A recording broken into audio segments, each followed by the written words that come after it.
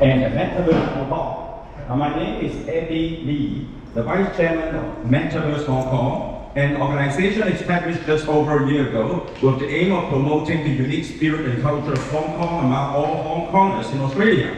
And my partner tonight as the moderator is Tai Po, representative from the Australian Hong Kong Link.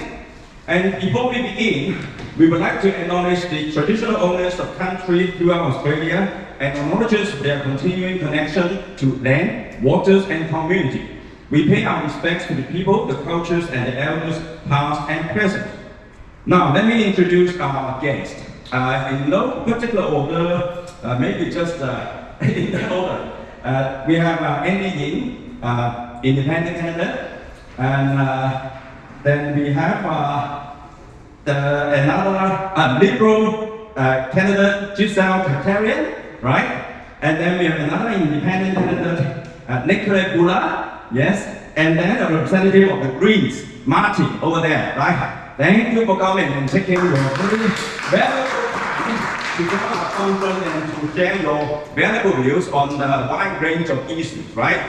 And without further ado, I think I will pass over to Tai Po to introduce the format of this forum and the background. Yeah. Yes, thank you everybody. So I would like to introduce the format for this forum. So I think the first round will have a self-introduction for every candidate and brief summary for what you are looking for your electorate. So it will be 4 minutes for each. So I'll have timer. Then the part 2 will be based on some hot topics. So we have some questions about the topic. So the first one will be cost of living.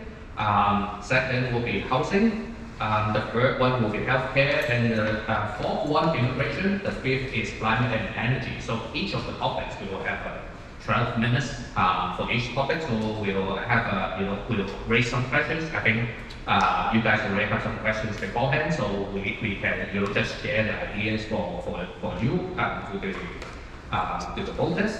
So that's the part 2. So part 3 we have some questions which relate to Hong Kongers in general. And part 4 we will have questions for all the participants. We wish our participants here to raise the question rather than Andy and I ask all the questions. And then we have final remarks. So these are the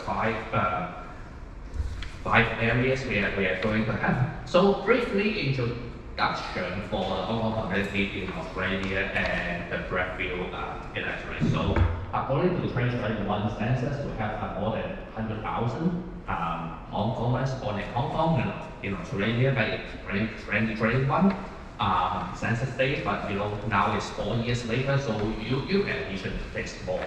So based on that 100,000 people, we have approximately 48%. 48,129 Hong Kongers living in New South Wales. And the electorate, like Bradfield, we have approximately 65,000 people for all the top 4 Hong Kongers suburbs, so namely Chatswood, Linfield, Pillara, and St. Ives.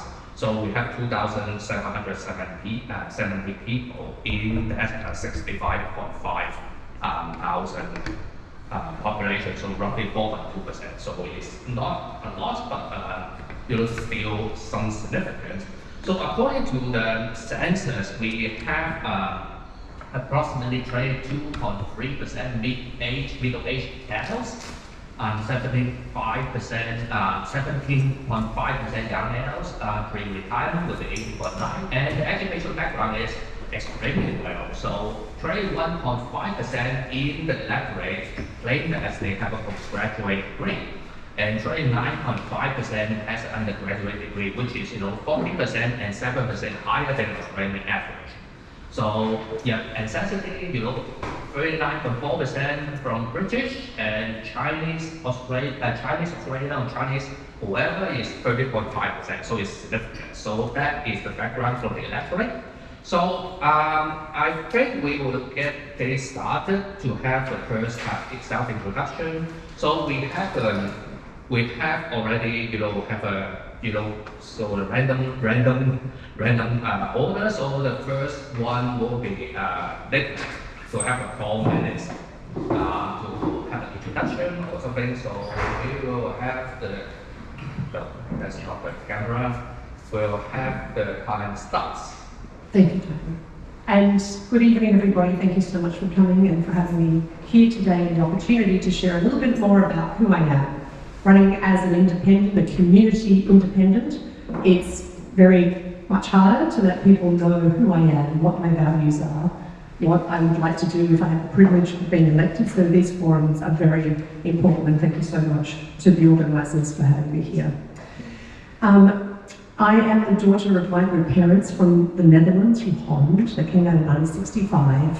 I have a poet and a sculptor as a mother and an engineer as a stepfather, and my father is also an engineer. I do have some links to Hong Kong, actually. My opa, my father's father, he was in the Dutch merchant navy, so spent most of his life travelling in ports from Suriname to places in Turkey, and he actually lived in Hong Kong for some time, and my father spent the first 10 years of his life in Hong Kong growing up before he got put back to Holland to do boarding school so he could learn his education in Dutch. My father is living in Gordon now with his wife, who's mainland Chinese person, but he still has his passport from his permanent residency in Hong Kong, and he's so proud of doing that as well. So I have lived in this area for my whole life. I was raised and went to Gordon East and Clara High School for school, and then I tried to get off the North Shore but moved back to raise my children here because it's such a wonderful place. I love the multiculturalism, the schools are fantastic, and the environment is just beautiful. So my kids have also gone through Clara High School, and I'm now living in Gordon and with my adult daughter, who I feel I love very much, but she will probably never move out of home at the current affordability of housing. I have been spending 35 years of my career working in finance, the kind of finance that puts people and planet at the centre of decisions. So we're still making profit, but we're also doing good for people and for planet. And before that, 20 years working in clean energy, climate policy, management consulting, and sustainability. So by standing as an independent here in Bradfield in 2022 last time, we came surprisingly close, making the seat marginal. And so by giving the people of Bradfield another chance this time round, we have 1,200 volunteers in the campaign. And you might see some of them up the side of the road in the mornings. These are people who share my interest, which is for us to have better representation for the broad communities that we have here in Bradfield, not just the communities that the major parties are representing. And one of the reasons that I'm really motivated to run is I look at the crises that we have in cost of living, housing and climate, and the way that I see this is it's also a crisis in our politics. The major parties, despite their best efforts, possibly ideology, possibly corporate capture, but cannot seem to get done the reform agendas that we need to break through and to make more competitive supermarkets, to get more housing built, quality housing that's affordable, and to take serious action to make our economy more productive, cleaner, and energy independent. So by standing as a member, standing to be hopefully a member here in Bradfield as an independent on the crossbench, this is one of the best chances we have to push the parties harder on their ambition and on their performance on these key issues. Yeah, time's up. So, thank you, Nicolette. So next will be Harjit Singh's representative, the Greens. So let's have Martin Cousins. And your time starts now. Can you hear me without the microphone? Yeah. Okay, good, thank you. Yeah, so thank you for the introduction and thank you for taking your time to come out here tonight and listen. I'm standing in for Harjit, who's at another forum and has also been very busy with a young family. And I actually stood in Bradfield last federal election, 2022. I live in Linfield. This time I'm standing in Boele and hoping to represent that electorate. So in terms of my background, I'm an engineer and I've also done a Master of Environmental Studies. I've worked across manufacturing, water, energy, and most recently climate and reducing climate impact and greenhouse gas emissions. And I've been about 20 years in energy and climate. I've worked for a variety of different companies, large companies, small companies. I've worked in government. I've run my own business for a little while, and my family also has a background in business, in small business, retail, and also in health. So I think part of what I bring is this diversity and a cross-section of experiences to help to relate to the electorate and you, the voter. What else to talk about? I in the community in Bradfield. I've been here for 17 years, if I mentioned that. I think I'm a reasonably active community member. I've participated in a number of council programs, particularly environmental programs, bush care and endangered species protection. I also volunteer for a sporting organisation and an energy industry association. I think tonight you might not have seen the questions, but we're going to cover, I think, things like housing, cost of living in some detail. So the Greens have got some comprehensive policies in those areas. I'm standing for the Greens because I think, the Greens in Parliament, our 15 Green federal parliamentarians make a real difference and get more out of the major parties. So we'll talk more about housing and cost of living.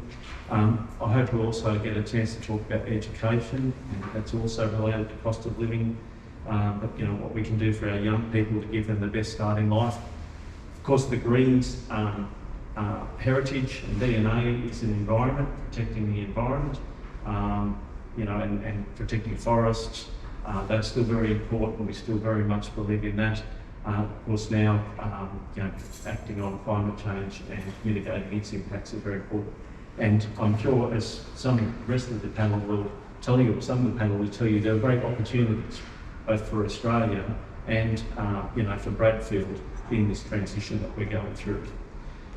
We might, I hope, also have a chance to talk about the Greens' defence policy and AUKUS, because I think that's a point of difference, and also our efforts to combat racism, which to me is very important, and also is a focus of the Greens, and particularly our Senator Marine Faruqi, who's up for re-election this time. This is one of her portfolios. So these are the reasons I wanted to stand. I also wanted to, occasionally you hear a policy or some things, sometimes more than occasionally we hear some things from the government that doesn't sound right, and for me, given my knowledge of the energy industry, that was nuclear. So I wanted to stand up and, point out that no, I didn't think this was the right direction for Australia. But in a nutshell, that's me. As I said, I think the Greens are very important in federal parliament, keeping the other parties in check, getting better results. Thank you. Yeah, thank you. So, it's time to reset. The next self-introduction will be Gisele Kapterian. Your time starts now. It's such a pleasure to be with you all, everybody. I think you can all hear me without the microphone. Excellent. I am a Willoughby girl. I grew up in this area. I'm also the daughter of migrants who moved here in the 1970s. And they are part of the very big Australian Armenian community that many of you are familiar with, big locals in this area.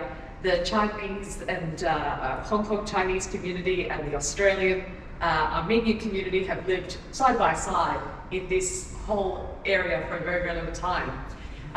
In fact, my parents are small business owners, and they have done trade mostly with Hong Kong and Guangzhou for the last 25 years.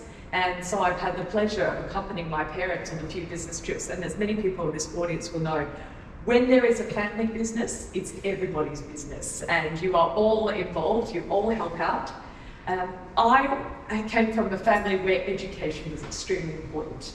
And again, it's something very much in common with this community today. And I became a lawyer.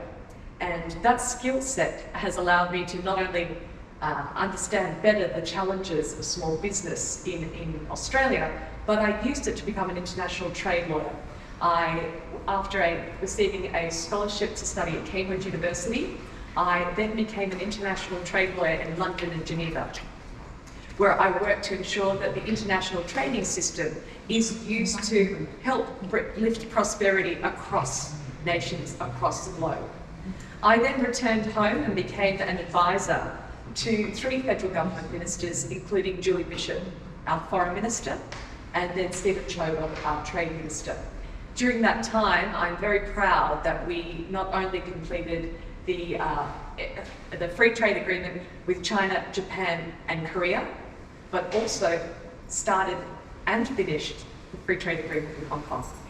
So I have had a long exposure to the broad trading rules system, which I hope will come in handy at a time where the US President's favourite word is tariff, that I could make a meaningful contribution on those matters in Canberra if I'm lucky enough to be chosen by the people of Bradfield. I have spent the last 6 years in technology, working for an American technology company. And again, these are the types of issues that are shaping our society right now, from generative AI to privacy and data. This is a world where information is becoming the new currency. And so as we look at where Australia is headed for the next decade, I truly believe that it is time that we need to bring in the expertise into Canberra that not only understands those very complex social challenges, but also brings a value set that so many of us share across Australia. It's those values of hard work, of having a go, of resilience, of being able to make a contribution to our communities through our small business and the communities that we build up around them. So I am very much looking forward to hearing your questions. I am delighted we have the opportunity to engage in this truly democratic process. This is democracy in action, and thank you again for hosting me this evening. Thank you. Well, everyone has finished your statement under the 4 minutes. So we will have the last. I get a credit. I get a credit. So last but not least, we will try to hear and listen the words from Andy. So your time starts now. Well, good evening, everyone, ladies and gentlemen, members of the local Chinese Australian community. 大家好，我是 Andy 杨振廷。It's a great pleasure to be here attending this forum, and what a great forum to talk about issues that matter to everyday Australians, and more importantly, also connecting between, what's common for us broader here in the Australian community, also with the those of a Chinese heritage and background, which is great. So, just a few brief words about myself. I was born here in this country. I'm the son of migrants. Mum was Chinese, originated from China, from mainland, came here with dad, and we started a small business, right? I was very young. I think it was 1997 was the year. Mum said, well, what should we do here in Australia? The 2000 Olympic Games were going to happen, and I think a lot of people would be coming here for the Olympic Games, and Mum said, well, maybe the taxi industry. So Mum got her first cab. We started there, and we built, our taxi business, second cab, third cab, and then 10, 20, 30, then all the way we reached more than 100 cabs in Sydney. So Mum and Dad ran a taxi business for a very long time, for around close to 15 years, and then we started a smash repair business, we expanded it, and then Uber came in, and it was a massive hit for our industry, and then we slowly had to transition into the car rental industry, still the motor vehicle industry. We sold off our plates, and then we slowly moved to transition. So we've got around probably 200, 300 cars around Sydney, 200 Camrys, hybrid, and we put our Uber drivers in their jobs. And then sister side of things, we ran the hospitality business for the Phoenix restaurants. Sister was married to a Hong Kong brother-in-law, Chris. They started the kind of Phoenix brand. The family started it. We've been in the industry for now 20 years. We've got around 6 branches around New South Wales, expanding into Brisbane as well. So I was involved in the senior management of the Phoenix Restaurants brand alongside my family. and COVID was a massive hit during then. We invested in the Business Phoenix in W Hotel in Brisbane just before COVID hit, and then we kind of went into a really poor state, and then we survived. So that was really tough. One thing I want to make tonight is every Australian in Australia deserves a go. And when I look at a state like Bradfield with the demographics clearly indicating a big shift in the Asian community, especially the Chinese Australian community and also Koreans, this is great because families come here because we've got the best education here, the infrastructure and essential services in Bradfield, and it's such a vibrant collective community. One thing that I've realised on the campaign trail in the last few weeks is I've been speaking to so many small business owners and local residents. And every time I talk to local Chinese Australians, they say to me that I think they don't have a voice. And I think one thing that I picked up on is I think they don't even expect to have a voice. That's one thing that I heard from so many. Many of them in chats who want a small business, whether it's hospitality or a local partnership. And they said, well, sometimes they find it quite challenging and the struggle with things with local councils, sometimes with states, probably more with local. And when they want someone to advocate for them, they can't really find the right person, or they just have a few hassles to communicate.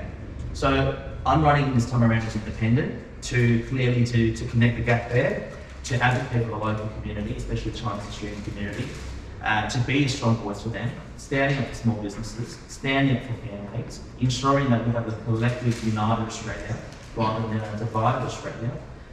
We should be focusing on common goals and outcomes. We should all be together to have a strong vision for our country. So, thank you. Thank you. So that's the end of the part one. So for the voters' interest and for the ABC, the regulation, we need to name the other candidates not here. So we have Samuel Joseph Gunning from the Libertarian Party. We have Louise McCollum from the Labour Party. We have Joy Manton from Pauline Hanson's Foundation. And we have Rosemary Mulligan from Trumpet of Patience. So these are all the candidates from Bradfield. So we'll move to the next session, which we'll go to some hot topics. So the hot topics are selected by, basically it's from everybody. I selected from the freshwater strategy, the poll, which it runs from September to now. So I've got the last one this morning as well. So according to the freshwater strategy poll, the first topic is cost of living. 74% of the voters think it's very important. So I'll pass to Andy for asking the questions. Thank you, Michael. I think this time I will be the timekeeper, right? And in terms of the order, I think we'll shuffle the order throughout the 5 topics. So maybe this time we'll start with Ms. Kapterian, and then we will move in that order and then back to Andy. And then the next question will start with Ms. Boele. Would that be okay? And then, yeah, okay. So the first one is on the cost of living, and the question I would like to ask is, what plans do you have in addressing the recent cost of living crisis, and how does it differ from that of your opponents? And why should voters trust your approach, and what sort of timeline should voters expect for meaningful results, right? So these are my questions. So again, each candidate will have 4 minutes to answer this question. So Ms. Kapterian, please. So your time starts now. Thank you. This is the question that people are asking me as I'm door knocking up and down Bradfield. It is manifesting in many, many different ways, but regardless of which door I knock on, this is exactly the issue that people ask me. So it manifests in different ways because for different people they have different priorities.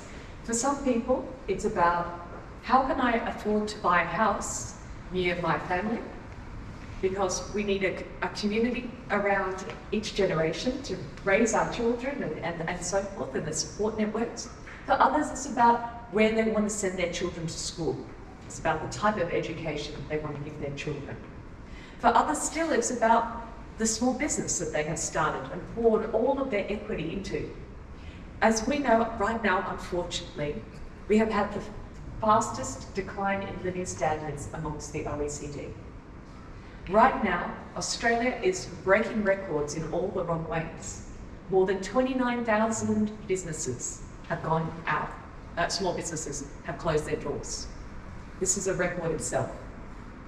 These are the problems that Australians are facing, the people of Bradfield are facing. I have spoken to one small business, not far from here. Their energy costs have gone from $2,900 a quarter to $12,000 a quarter. How are they going to pass that business, that increased cost on to the consumer? The average family mortgage now is $50,000 more per annum than it was 3 years ago.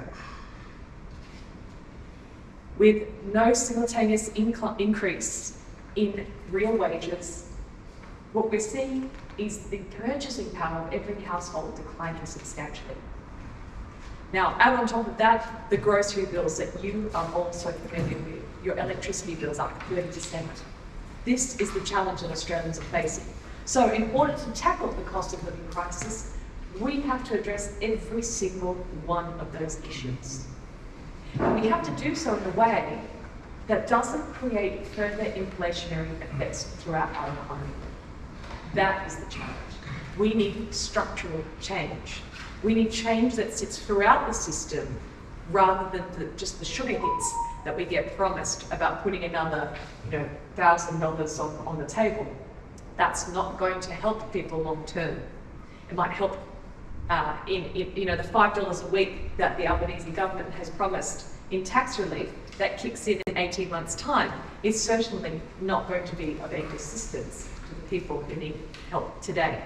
So what are we going to do about it? And I'd like to take some time, in 4 minutes, won't be able to address each and every single one of those because we have policies that tackle every single subsection of that economic crisis. But what we do need to do overall is rein in government spending to ensure that government spending is efficient and effective without being inflationary. We need to ensure that we increase our housing supply, as well as help young people have access to their own capital to be able to purchase house. So we need those houses. So we need to address it from both sides. We have a number of policies that do that. Most of all, we need to address the cost of energy. And the cost of energy is a primary inflationary driver at the moment. This is a challenge for small businesses, for households, for anybody trying to make ends meet at home. And the only way we can do that is by an agnostic energy mix that has renewables, nuclear, and a transitional element of gas to allow our economy to continue to thrive in these economic times. Thank you. I'm sorry. Yeah. That's perfect. Yeah. Thank you. So we will have the next quiz. The next one. Okay. So your time starts now. So to be clear, we're in these crises because the major parties, Labor, Liberal National Party, have been running the show for decades. This is why we are in these crises. It's not one to blame or the other. It's when we pass the baton each election, they pass the buck. And Gisele's right, they're not getting the structural things done. And both parties, this time round, are offering us sugar hits. They are not tackling the structural adjustments. In housing, we have let me just check because every day there's new announcements. In housing, Labor is offering a 5% deposit for first home buyers in certain homes. It's not means tested. So that's going to help drive even more inequality. For the Liberals, we have a tax deductible payments for homes as well, but it completely ignores what we're going to do for renters. In energy, for example, Gisele's party is offering a sugar hit on tax excise relief on fuel that goes into cars. That will be there for a year, maybe 2 years if it gets pushed out.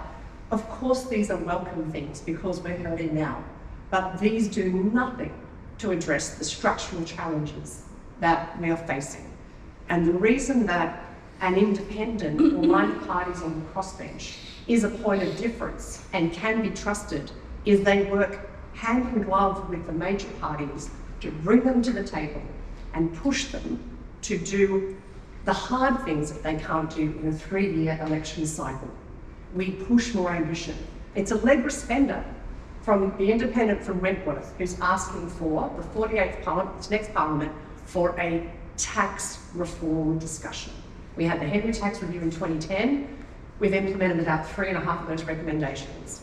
It shouldn't be this complex, our tax system. It shouldn't be this unfair, and it needs to be more productive for small business. It's taken an independent to drag the major parties to the centre to have these discussions. And that is the opportunity in voting for someone like me, or I won't push everyone else, but a small party or an independent on the crossbench, is that we can actually help the major parties work on a reform agenda. Yep, thank you. 2 minutes 47.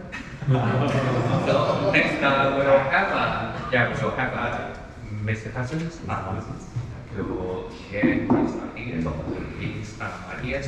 So your time starts in now. Thank you. Sorry, excuse me. So, of course, the Greens recognise that cost of living is front of mind for just about everybody at this point in time, and for this election. So, as I said, we've got a suite of policies, and I'll go through some of those. I understand we're going to get to housing in the next question, so I'll leave comments on housing to there. But the Greens, we've picked on several areas, I guess, or identified several areas where we think we can give some cost of living relief. And really some of these are getting back to a situation that existed not so long ago, a few years ago, for example. So first up, there's seeing the doctor for free. Okay, so once going back just 10 years, the rate of that was allowed for bulk billing, that was provided by the government for bulk billing, was much higher. So the rate of bulk billing by doctors was much higher. So we want to get back to this situation where you can go and see a doctor for free. We want to bring dental and mental health into Medicare as well, so that you can access those services. We think that's a logical part of looking after everybody's health, whether it's young people or old people. Dental problems can be very debilitating. Mental health is a growing issue in our community. So we think it's a logical thing to bring those things into Medicare as well. We've said that we want to wipe student debt, which means HECS, the higher education contribution debt in particular. As I said, once upon a time, there was no HECS. Going back, to when I was starting university, actually, I just called the start of HECS. But many of our politicians didn't have to pay HECS, they didn't have to pay for universities. So we want to give young people the best start in life, and we don't want them to come out of university with a $50,000 plus student debt, which then limits their capacity and the ability to do a whole range of other things, whether it's buy a home, start a family. We very much believe in a progressive taxation system, so we would like our young people to get a good education and then go into work, get a good job, start a business, be successful, and then they can contribute back to society via a progressive taxation system. We said that we want to stop supermarket gouging and, if necessary, break up the supermarkets. Really, to me, that means our supermarkets need greater oversight and regulation. Supermarkets, like many sectors in Australia, are highly concentrated. In the case of supermarkets, there's two major players that count for 70%, I think, of grocery sales. So it's highly concentrated. They have a lot of market power, and there are some real concerns about some of the practices that those supermarkets employ. They're amongst the most profitable in the world, so we think that they need greater attention. And a final thing, in terms of cost of living relief, is some public transport or reduced public transport fees. So in Queensland, the Greens are successful in pushing Labor to get 50-cent public transport fees, and so we think that's another good. It achieves a number of things. It reduces costs for people, particularly younger people that might use public transport. It also gets cars off road. People are more inclined to use public transport. We're also in housing. We're going to talk about what our housing looks like shortly, and we believe in housing, close to these transport hubs. So we want to make use of them. So why trust the Greens? And I'll let, there was part of the question about how we're different. I'll let the others speak for their policy. I have to come back to it. Sorry. Yeah. So last but not least, we'll have to share ideas. So the time starts now. So, as we all know, that we are currently experiencing a cost of living crisis, and I think I agree here with Nicolette. As an independent, the best thing you can do is you're not party aligned, not party driven. There's no agendas. You're purely there to hold both major parties and other people in Parliament to account. Right? We need more integrity, transparency, and accountability in our democracy here in Australia. So. Every single Australian gets a vote on election day, and that vote counts. And you can make a great difference by casting a vote to someone that you can trust, that you can rely upon, that will act for your interest, community interest, here in the seat that you belong to. So, look, the cost of living crisis is a big issue, and I think it's very complicated.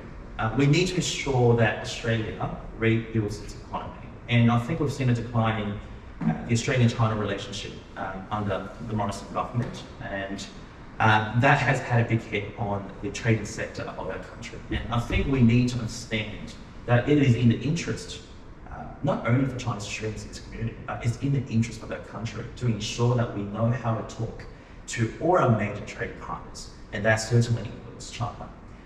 Geopolitically, it's a very unstable world at the moment. Under the United States, Donald Trump has obviously proposed on tariff and trade wars on its partners, including China. We have to ensure that it is in the interest of our country that we can rebuild that economy and talk about business and trade with China. More importantly, COVID had a big hit on our country and on our small businesses. Rebuilding and supporting the small businesses in this country is crucial. Right? Small businesses mark up more than 98% of the business here in our country, and they employ more than 50% of the people in jobs. We've got to support them in action, right? Lowering their taxes, cutting the small business tax, making sure that regulations are more easier for them to strive, ensuring that we cut wasteful spending, cut red tape, ensuring that every single money that the government is funding towards is going to increase efficiency and productivity in our country to drive forward, right? So, governments need to be held accountable to where the money is spent. This is taxpayers' money in the everyday individual and small businesses. So we need to be standing up for these issues. And I think as an independent, we could be working with all sorts of politics, all parties, and explore all options, make sure that everything is available for discussion on the table, ensuring that we're consulting with the right people, the industry people, the experts. We're looking at, evidence, the stats, we're listening to the people in the communities, right? Making sure we have a pragmatic and holistic approach to ensure that we give the best solution to our people in our country. So housing, we need to ensure that firstly, housing is affordable for young families, young individuals. Entering into the market is always a very big thing. Energy bills can't keep going up. We need to ensure that we have affordable energy. So why can't we just have a pragmatic, central approach? Not to left, not to right, just like us voting, just forward. Making sure that energy is reliable, sustainable, and more importantly, affordable. Taking into a mixed use of energy. So all these things will play a critical role. Adding together will make a bigger difference to Australia moving forward. Yep. 3 minutes 33. So, okay, let's move to the next topic about housing. So, the two questions you already have it on your hand. So the first question is, according to the demography, US think tank, Sydney becomes the second most unaffordable city in the world, which is 13.9 years of median household income. So you can see the Bradfield electorate has a lot of high-rises, apartment blocks, townhouses, and townhouses. So I wish you can share with us about the ideas to improving the property price situation and have the younger generation easier to get the first home. So secondly is they're forced to relax the DA approvals, which on the areas nearby the railway station currently we all know it's very hard to have a redevelopment for some of the houses which is very old and very close to the railway station. for the workers, going to the CBD, not lower North Shore or mid North Shore is a very popular place for people who has to work in CBD. So how would you push the local councils, basically is, Willoughby and Coringa, to ensure it can be done and an affordable housing could be developed nearby the railway station. So this morning I've already bring out, the housing prices from AFR is calling NIMBY rather than, giving out a lot of incentives or tax rebates or something. So we will have, who is the first one? Yeah, Miss Boele. So, yeah, Nicolette, so your time starts now. Thank you. In all of my excitement and how many of these forums I've done, I have failed to mention that the answer to many of the questions tonight are in this booklet. And we have this printed it in English and in simplified Chinese. And we have traditional Chinese as well on our website for you. This is not out of competency, but just the finances as well with making sure. So please have a look. And in here we have things like what I want to do on power bills, energy, solar batteries, efficient appliances, lowering supermarket prices, a lot of the things in fact that Martin was talking about, and some of the others as well from Gisele and also from Andy. But in terms of housing affordability, and that's this little page here, we just need to build a lot more homes. This is the big elephant in the room. At the moment, we have the private sector doing the heavy lifting on this. We used to have the government participating in the housing market, but it has greatly reduced. And this means that we don't have as much public and social housing as we need. And this is a really important thing, if I'm elected at a federal level, where the federal government can start to work in earnest.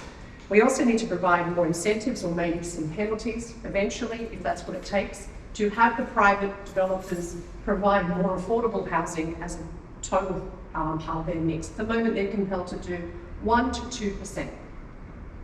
In many countries around the world, it's 15 to 20%.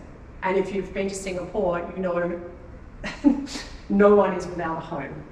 We're in one of the wealthiest countries in the world, and we have a crisis on housing. It hurts everybody. It hurts people, families, and our economy. The government needs to play a bigger role in helping that out. We need to make the existing housing stock also more effective and more used. We have about 5,000 homes that are sitting around that can be put to more use, apparently, in our broader region, all the way from broader than Bradfield, Hornsby, right down to North Sydney and around to the beaches. We have to get more people into the bigger homes. We need to find incentives to get people in there. I visited one aged care facility last week. It has 82 rooms. 50 of those rooms are occupied. 32 of those rooms, they are willing to do a deal with somebody in the government who wants to make those rooms available to people in need. We need to get more creative. We need to work federal, state, local, and housing groups together. Better conversations to take advantage of the stock that's there. And finally, with my background in finance, we need to be a lot more creative with how we finance the development of these. And one, for example, is frontline workers in aged care, in health, and obviously our wonderful schools don't earn lots and lots of money. They need to live close by, ideally, where they're working. One superannuation company in Melbourne has medium density buildings for their nurses. They can rent for 5 years with their incomes. If they're good rental people and they meet their rent, they have the option of buying that house. And they can buy that apartment, I should say, and that 5 years of rent goes towards their mortgage. And then they don't have to buy 100% of the mortgage, they can buy maybe 70% of that equity in that home, and the other 30% remains with the superannuation company. There are abundant solutions out there if we're willing to have a conversation, not just here in Australia, but we can look abroad. I mentioned Singapore. There are places where we can learn on how we can break through the structural problem that we have with this housing crisis and deliver more affordable homes close to the fantastic infrastructure that we invested in, like our rails, our roads and our metro. We just need to get conversations done between the different parts of government. Yeah, thank you, Gisele. So the next is Martin, please. So and your time starts now. Okay, thank you. Difficult thing that the government has to try and balance, or any government has to try and balance. To be fair, the Greens don't pick a number or anything like that as far as immigration is concerned. And part of the reason for that is that it has been used, we think, as racially in the past, it's the criticism of migrants, and we really want to avoid that. I'll make a few observations though. The immigration rate at the moment is quite high. It spiked after COVID, so during COVID it was quite low. So there's a catch-up that's occurring now. I think it is, the current rate of immigration is causing some of the problems. So returning to more normal levels will be I think it's happening anyway, and it probably will help resolve some of the issues that we're seeing. The Greens, also in terms of Greens policy, the focus is really on, particularly strongly on refugees and also family reunions, so we want to make them easier. The other thing I wanted to talk about, it's kind of a couple of things actually in terms of immigration. There's the major parties over Renewal have picked on international students recently. Said, we want to reduce the numbers of international students. We again think, in the Greens, think that's really scapegoating students for a problem that is not significantly of their causing. We think that you also have to recognise that these international students pay a lot of money to come to Australia to study, and don't necessarily get a lot of thanks and recognition for that in return. We also think that these students help support our universities. They pay for our universities. So I haven't heard either of the major parties say, we're going to cut student numbers, international student numbers, and we're going to put more funds in the universities that they would need. So yes, we have a lot of international students. I think it's part of having a good relationship with Asia and the rest of the world. But if we wanted to cut international student numbers, then the government has to be willing to sum up and spend more money on universities. And the other final point I'll make on immigration, and people come here, whether it's permanently but also temporary, so people come on working holiday visas, people come on student visas. A lot of these people, they have some work rights, they work a small amount of time.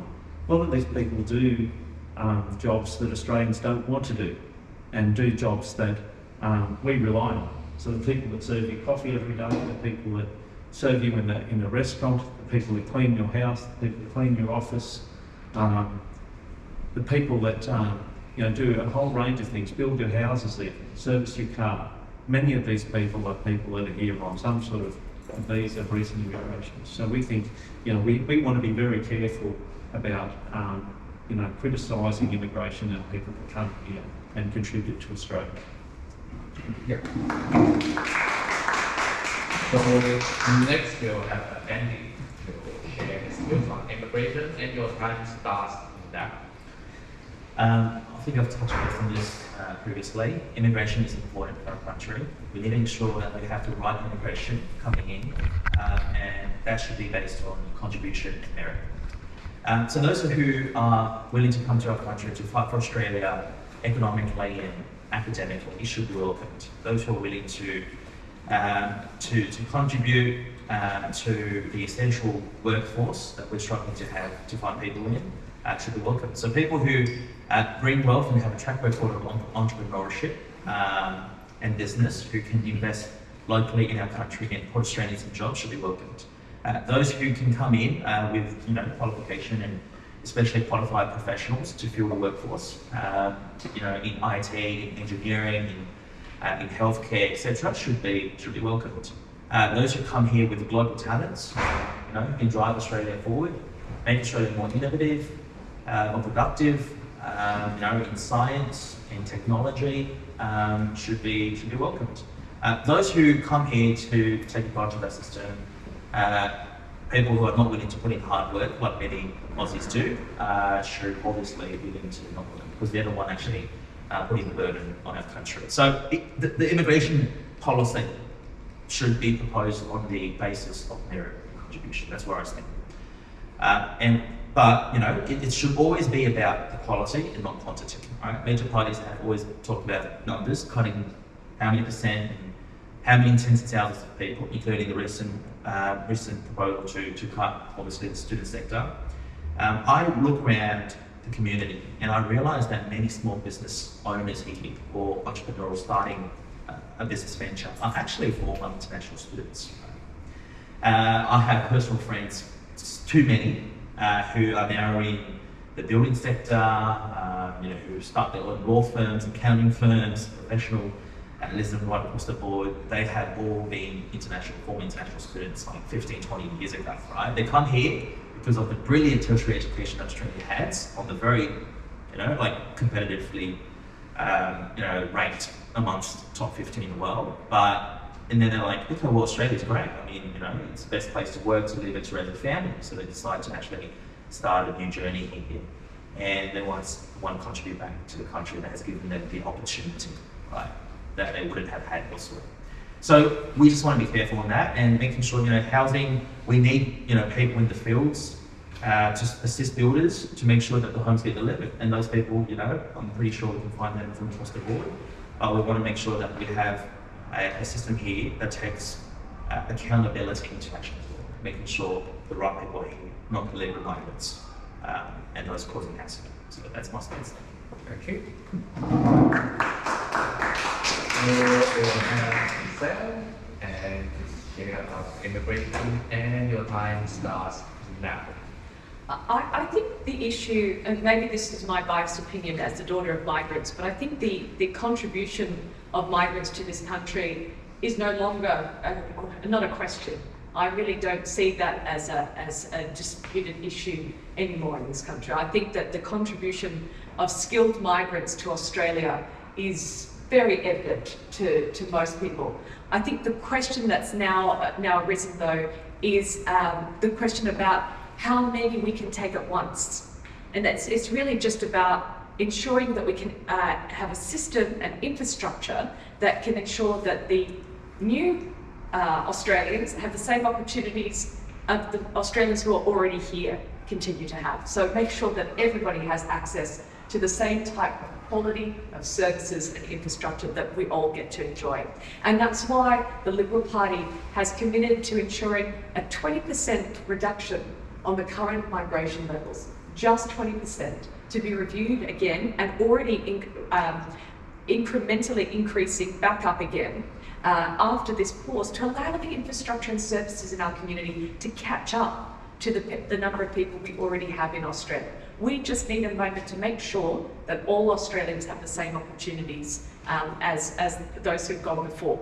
So it's a gradation of the inflow of migration. We're just taking that 20% off in the first instance and then bringing those numbers back up. The other big challenge is to ensure that we don't rely on migration as the single source of propping up our GDP and productivity. We cannot outsource that.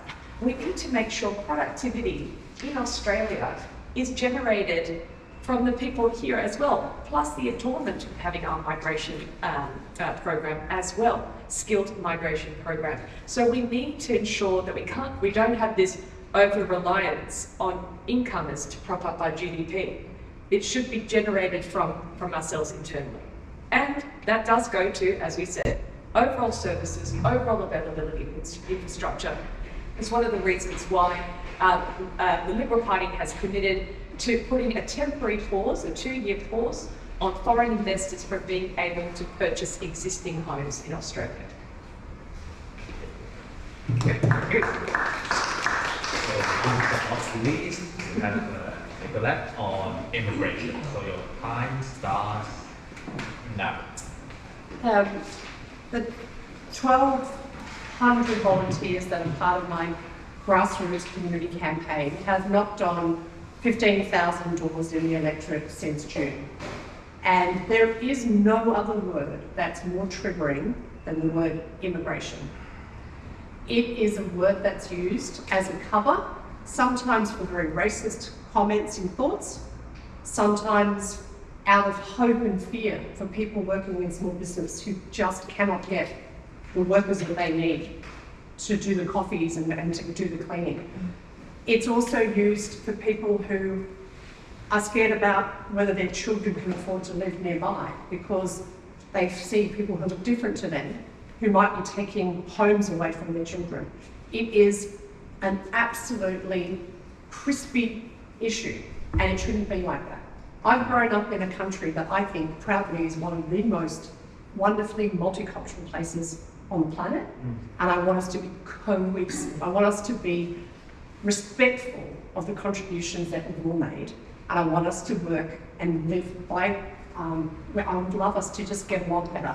I don't like divisive politics, and immigration is one of those things that is used often. I've heard Mr. Dutton, leader of the Liberal National Party, during COVID in particular, dog whistle racism and even vilify, frankly, members of the Chinese communities around this issue, and that's not okay. What we need is a sensible discussion. I'm not an expert on immigration, so as an independent, what I can commit to is that this issue needs to come out in the open, and we need to have a conversation about what works for the different groups and communities in our electorate. If you're a small business owner, if you're a large business owner, if you run a childcare centre, if you're selling, a small supermarket, whatever it might be, you will have a view. Perhaps you have parents that are living overseas and you're interested in family reunions. Perhaps you want better trade between countries. Whatever it is, we need to have a conversation about the role of immigration in our country. It has to be a sensible one. We have, as we've already pointed out today, found out that we have very high employment rates still, pretty much the same as before. So we are needing people to build homes and needing people to do jobs in our country. But I agree very much with Andy, we need targeted immigration. I also agree too with Martin tonight around some of the humanitarian aspects of immigration, particularly people seeking refuge. It's not okay to indefinitely detain people offshore. They need to be humanely processed and given refuge in Australia. And I have never met harder working people contributing to our nation than a lot of refugees who are very proud to call Australia home. So if I have the privilege of being elected, my commitment to you is to actually have a conversation, a civil and respectful and diverse conversation about the role of immigration that we choose for ourselves as a people of Bradfield. So the last topic is about climate and energy, so each candidate will only have 2 minutes each. 2 minutes.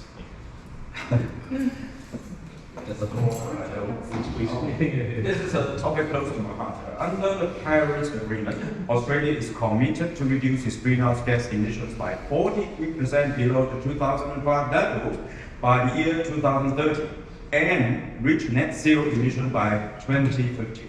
So how do you think these ambitious goals could be achieved?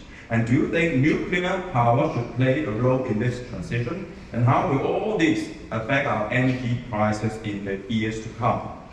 So this time we'll start with Andy.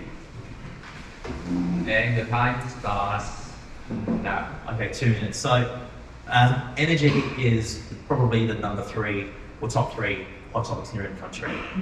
We've got the cost of living, the housing affordability issue, and people talk about energy. Now, my view on energy is this, and I've said this in a number of public occasions, it needs to be affordable, right? You want reliable energy, you want sustainable energy, and you want affordable energy. Affordable is like the most important thing because we have a crisis at the moment with cost of living, with housing affordability, families, individuals, every single person in this country is finding it tough, right? And we've got to make sure they can't bear the burden of getting power bills keep going up, right? We have an inflation that's still not under control. And I think, the environment is super important, right? We all share this one thing common around the world, and that's the planet. We have to treasure the environment. We have to ensure that, we preserve the environment. But let's do it in a way that's not too extreme, right? So, let's have a mixed use of energy in our country. Nuclear, I think, the second part of the question, nuclear, I think, look, in the long term, and I'm talking down the track, when the economy, and obviously we need more research on this, feasibility study, evidence that, in terms of an economic perspective, how we make this work in the long term, we could be exploring the use of nuclear. But in the short term, this is not the solution, because in the short term, it's going to be extremely, extremely costly. Billions and billions of dollars spent on this, and it's a very long process. We're talking 2 decades plus to even get this out and running. Right? That's my view on it. Renewables are great. There's a track record of renewables, handling the energy pretty well, and we should start to look into more use of renewables in the field. But coming back to the topic, make energy affordable with a mixed use of energy. Maybe in the long-term future, I'm just thinking here.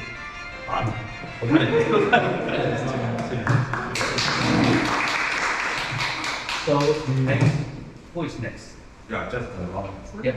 So yes, Gisele, your time starts now. There is no issue that we've spoken about this evening that isn't supported by a strong energy policy. Whether you're talking about cost of living, housing affordability, we need an energy policy that works for all Australians, allows us to meet our net zero targets by 2050, but allows us also at the same time to remain internationally competitive, to allow our small businesses to keep flourishing, and allow our homes to stay, to remain affordable. Running a household needs to be affordable. The way we do that is by an agnostic approach to energy, by ensuring that we transition using, you've seen our gas reservation policy that we put on the table.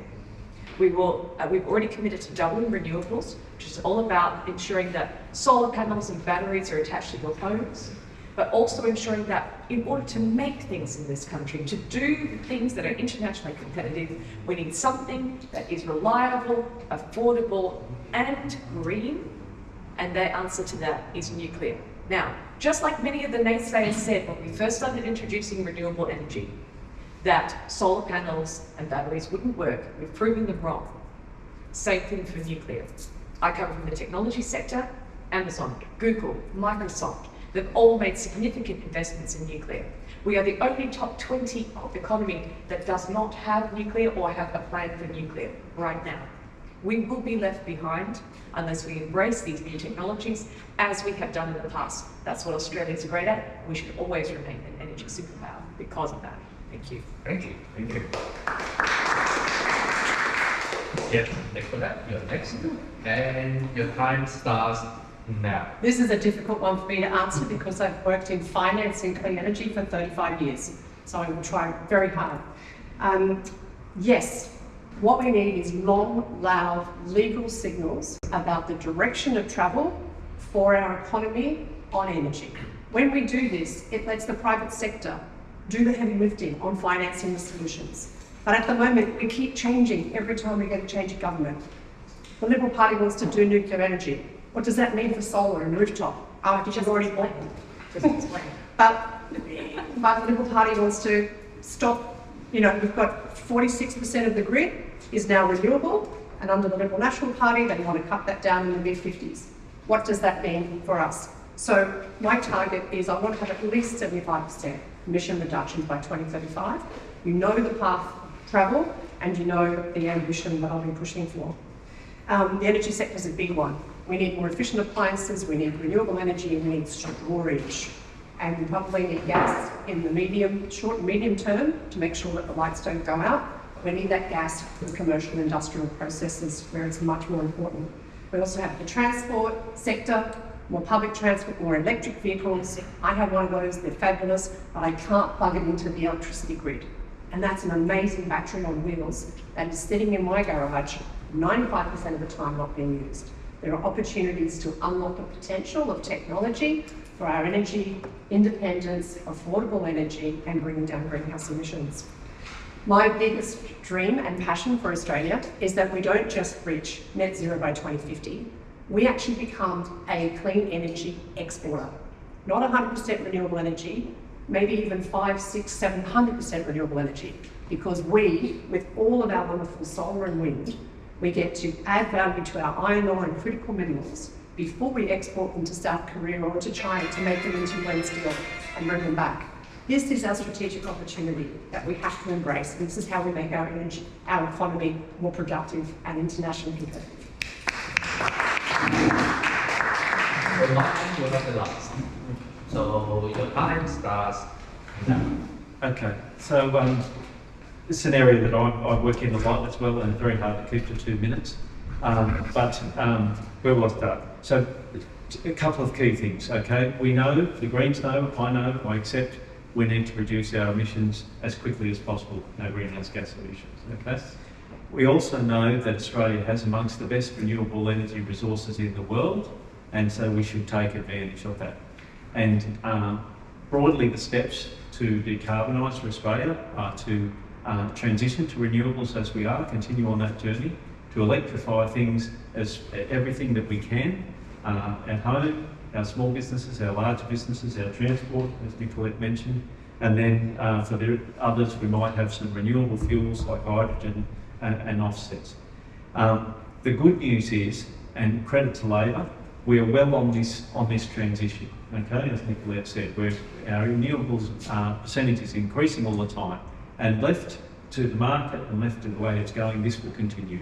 You know, there are 3 large coal power stations, one in Victoria, New South Wales, Queensland, that are scheduled to close before the end of 2030.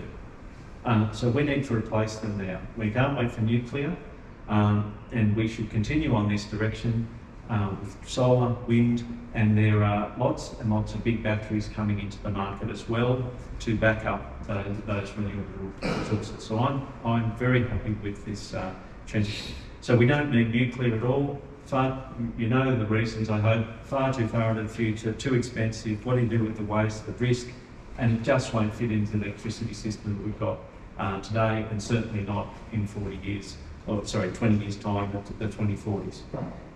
Quickly to touch on cost, at the moment we're in a transition. A big part of the reason why electricity prices and energy prices are high is that, questions afterwards perhaps. Yeah,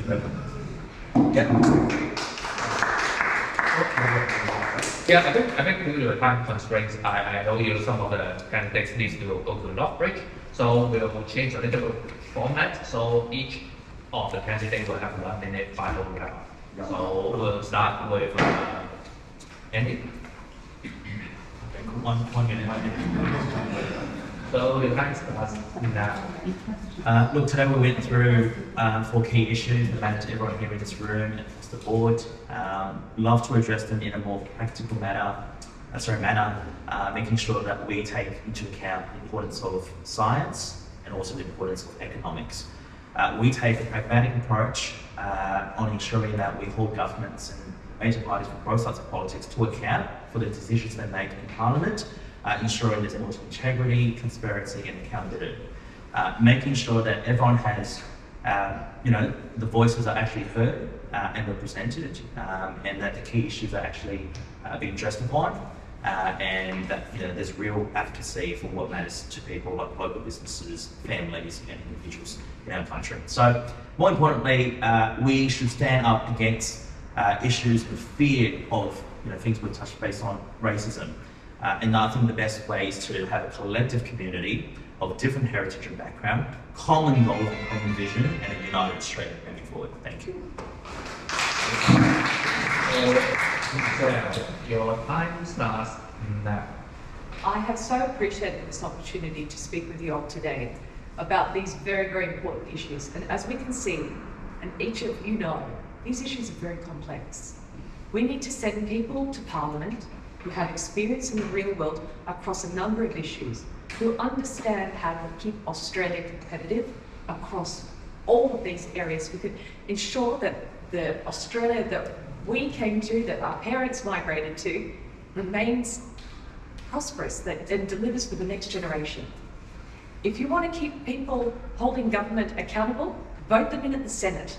But if you want to create great policy in Parliament, vote the right people in the Liberal Party, vote me in so I can help represent you and create the right policy to take Australia forward. Thank you. Your time starts now. Thank you to everybody who's turned up today and who is watching this later on and engaging, because you are engaged in our incredibly precious democracy, where we have compulsory voting, where we have preferential voting, and we have an independent Australian Electoral Commission. As an independent, if I have the privilege of being elected, my commitment is to work to represent the broadest set of people's views that exist in our community. And I can do that because I'm not attached to an ideology or a party. This is genuine grassroots desire to better represent our community. I've done what I can in terms of making my policies available in language. Please check me out on the website. Send me a message, info@nicolettebullen.com.au if you're not getting the answers that you want. If I'm elected, I would continue to do interviews with different types of Chinese media as well. I want to hold forums like this where I hear from you directly so that your views and your values have the opportunity of being heard, represented and taken to camera.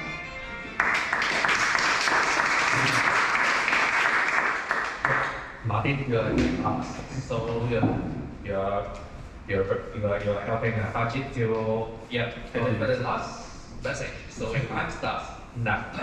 Yeah, so I also would like to thank you all for coming tonight and spending your time here and learning a bit more about the candidates, including me, the Greens, Harjit, that's standing here in Bradfield, and also the rest of the Greens team. We've got 15 Greens in federal parliament at the moment across the lower and upper house.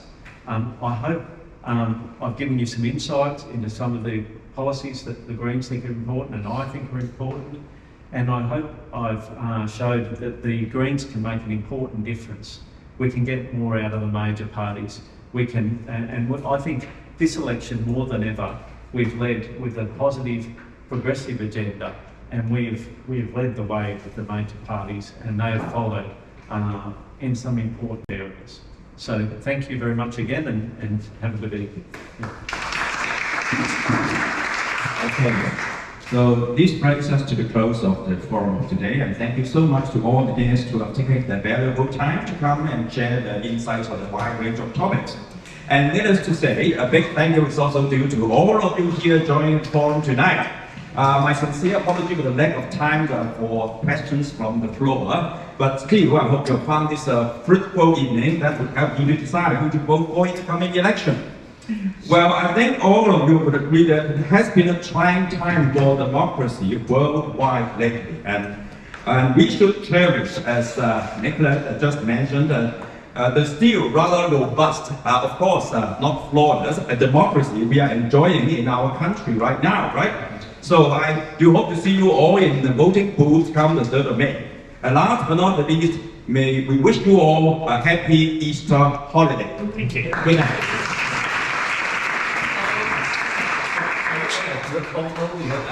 All the candidates can stand in front of all the participants and so that will be